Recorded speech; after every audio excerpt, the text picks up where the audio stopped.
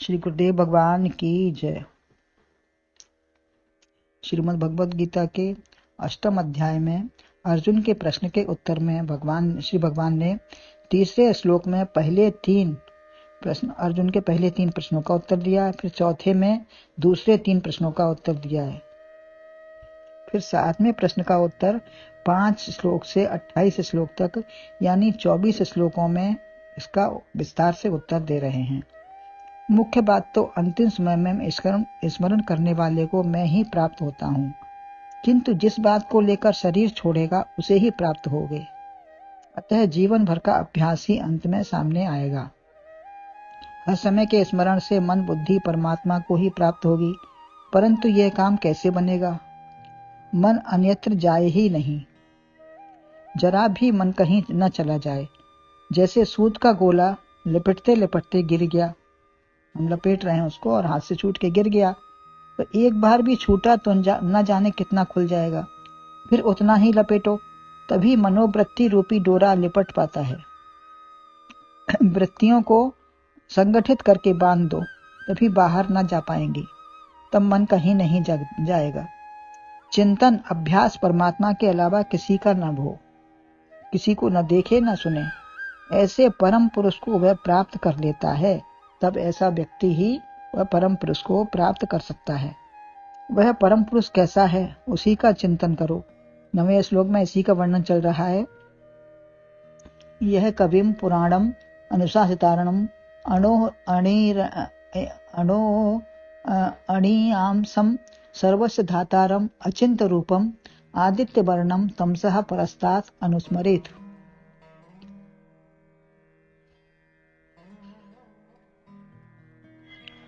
जो मनुष्य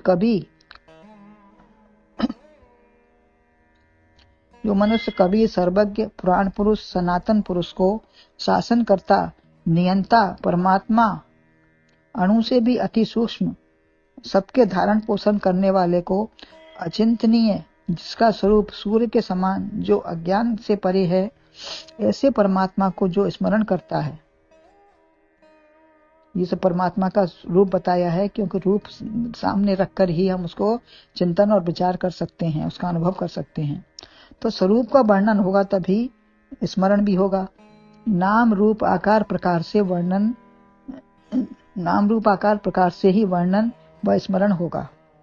परमात्मा के स्मरण के लिए मूर्ति चित्र केंद्र बिंदु बना लिया, अतः परमात्मा को अंदर उतारने के लिए प्रयत्न करना पड़ा।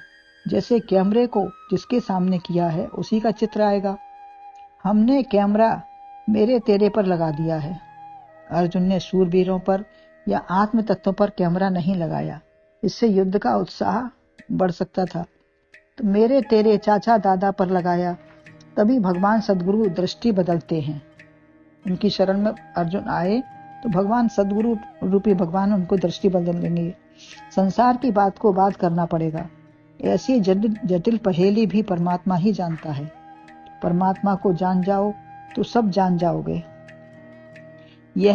वह यदि कभी पुरातन सनातन है तो हम भी वही हैं, हम भी उसी का रूप है। मैं मानसो जीव लोके, जैसे पति की सब कुछ जानने वाली व मालिक स्त्री होती है, वैसे ही हम भी मालिक होंगे। उससे संबंध स्थापित करके हम भी अनुशासितारम इंद्रियों मन बुद्धि सबके शासक हो गए। हम परम चैतन्य स्वरूप आत्मा हैं, सबके शासक हो सकते हैं। अगर हम उसकी कृपा दृष्टि पे हैं तो हम भी सबके शासक सबके ज्ञाता सर्वज्ञ हो सकते हैं। बुद्धि हमें नचा नहीं सकती, परंतु हमारे समान कोई रहा ही नहीं, ऐसा ना सोचो। हम सबसे छोटे हैं। अगर हम कुछ ज्ञान हो जाता है तो ऐसा ना सोचो कि हम ही सबसे महान हैं। हम सबसे छोटे हैं, अणु से भी अणु हैं, सूक्ष्म से भी सूक्ष्म हैं। हमें कोई देख व जान नहीं सकता। किंचित मात्र भी भेद नहीं है हमें और परमात्मा में, हमारे स्वरूप में। सर्वस्य धातारम सबके धारण पोषण करने वाले हैं। हम यदि चाहें धन पुत्र वैभव मिल जाए तो सकल विश्व जब हमारा है तो हम 2-4 की क्या आकांक्षा करें? सब तो हम में समाया हुआ है, चाहकर हम उसको क्या रखेंगे? सारा विश्व ही हमारा है। जो हम चाह रहे हैं उसको हम कहाँ रखेंगे? कोई हमसे अलग है ही नहीं। जैसे विशाल मकान रूपी विश्व में भ्रमण करते रहते हैं, ये सारा विश्व हमारा है, तो ये हमारा पूरा ये बड़ा मकान है, तो सारे विश्व में हम भ्रमण करते रहते हैं, कभी इधर कभी उधर। तो महान से जुड़कर क्षुद्रता चली जाती है। या तो सब कुछ मेरा है और या तेरा है। मेरा माने यह नहीं कि सबको सताओ, मेरा माने ऐसा नहीं कि मेरा ही सब कुछ है तो सबको सताएं या लेने देने की चेष्टा करें। जो जहां है वहीं रखा रहने दो। अचिंत्य रूपम, मेरा स्मरण नहीं हो सकता। चिंतन में मैं आ नहीं सकता। चिंतन चित्त से, मन से स्मरण होता है। अतः चित्त व मन वृत्तियां हैं, दोनों में अंतर है। चिंतन नहीं हो सकता। अपना चिंतन कौन करता है? अपना स्मरण नहीं होता। अपना तो नहीं होगा ना स्मरण चिंतन, फिर भी भूलते नहीं अपने को। बाहर से जो भी याद किया वो भूल जाते हैं, परंतु अपना स्वरूप सदा स्मरण है। मैं स्मृति रूप ही हूँ। आदित्य वर्णम, सूर्य के समान चमकदार है। सूर्य को प्रकाशित कौन करता है?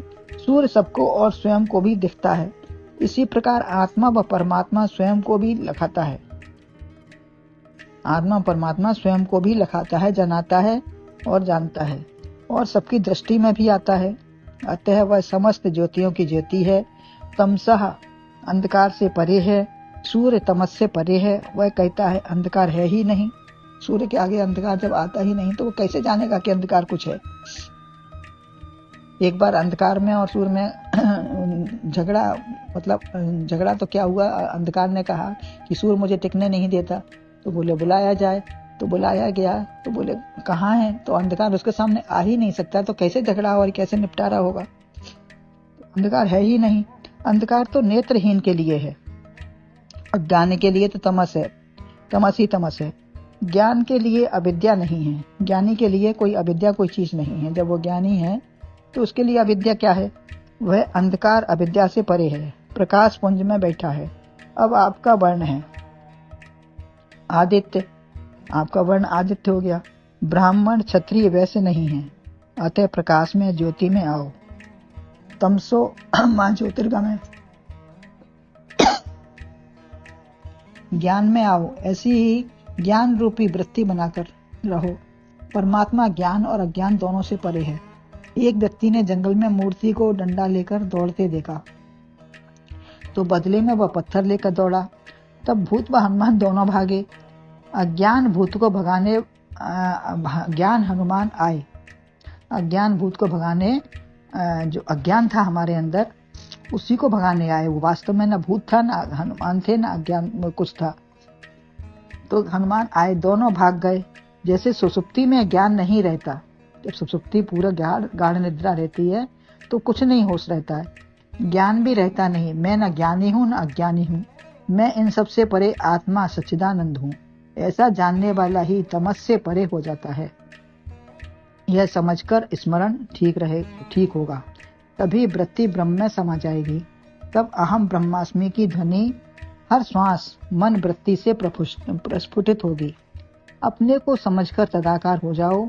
किस प्रकार अपनी ओर ले जाते हैं यह आगे भी वर्णन आएगा। वो अपनी ओर किस प्रकार हमको लगाएंगे, लेकिन हमारी वृत्ति जब लगेगी, हम जानना चाहेंगे उसको, तो उसका रूप वर्णन कर दिया कि उसके रूप को समझकर, उसके भाव को समझकर आप उसी में लगने की कोशिश करेंगे तो उसमें लग जाएंगे। और वृत्ति वो भगवान अपने आप अपनी ओर किस तरीके से हमको लगाएंगे ये आगे बताते हैं। गुरुदेव भगवान की जय।